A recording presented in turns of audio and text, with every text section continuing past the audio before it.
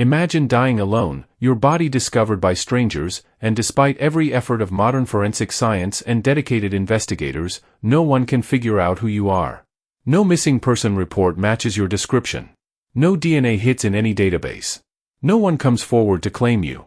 You become a number, Jane Doe number 45, just another unidentified soul in a growing list of the nameless dead. For over 12 years now, a woman has remained unidentified, despite facial reconstruction, extensive media coverage, and DNA analysis. She was found in circumstances that suggest she had a life, relationships, and people who should have missed her. But somehow, she slipped through every crack in our connected modern world and became invisible.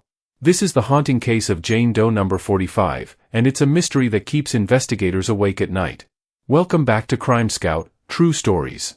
Today we're looking at a case that challenges everything we think we know about identification in the digital age, and asks the uncomfortable question of how someone can simply vanish from memory while their body remains unidentified for over a decade. On the morning of November 14, 2011, a hiker discovered human remains in a densely wooded area off a rural highway in Northern California, about 30 miles outside of Redding. The location was remote, accessible only by an unmarked trail that veered off from a rest area. The body was found partially concealed under brush and leaves, suggesting either an attempt to hide it or simply the natural accumulation of debris over time.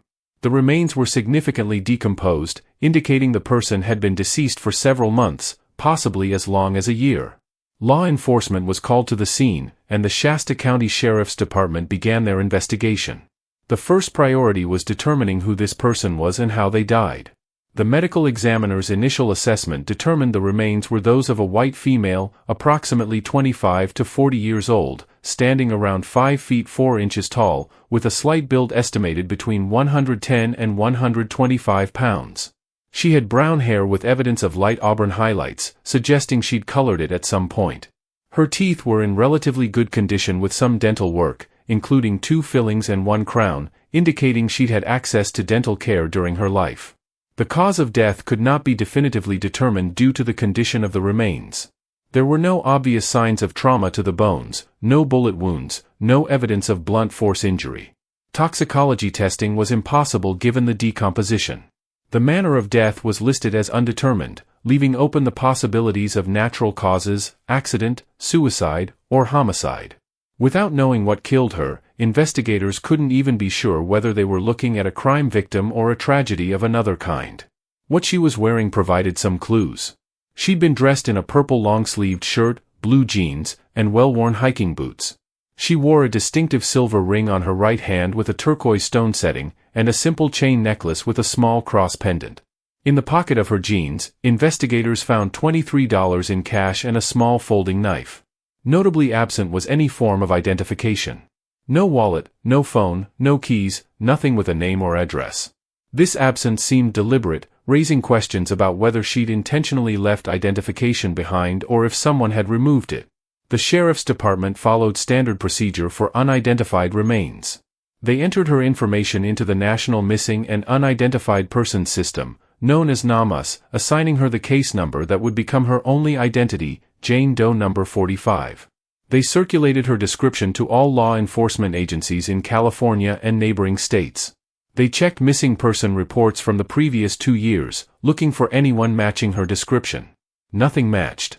Dental records can be one of the most reliable ways to identify remains, but only if there's someone to compare them to.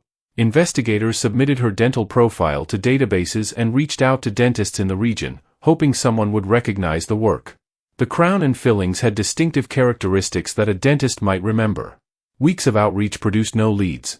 Whoever had performed her dental work either didn't keep detailed records, had closed their practice, or simply didn't see the notifications. In 2012, hoping to generate public leads, investigators commissioned a facial reconstruction. A forensic artist worked with the skull measurements and tissue depth markers to create a clay reconstruction of what Jane Doe number 45 might have looked like in life. The result showed a woman with soft features, a rounded face, and a gentle appearance. The reconstruction was released to media outlets throughout California and the Pacific Northwest. Local news stations ran segments, newspapers printed her image, and missing persons advocacy groups shared it online. The public response brought in dozens of tips, each one carefully investigated. Family members of missing women came forward, hoping for closure. DNA comparisons were conducted. Every single one came back negative. DNA testing offered another avenue for identification. In 2013, a sample was submitted to the National DNA Database used for missing persons and unidentified remains. Again, no matches. She wasn't in the system. This meant either no one had reported her missing and submitted DNA for comparison, or her family simply wasn't in any database. Investigators also utilized mitochondrial DNA testing, which can establish maternal lineage and is particularly useful for making familial connections.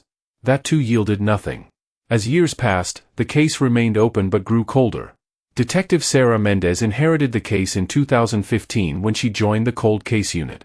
She became personally invested in giving Jane Doe number 45 her name back. Detective Mendez started from the beginning, re-examining every piece of evidence. She focused on the items found with the body, particularly the distinctive turquoise ring and the cross necklace.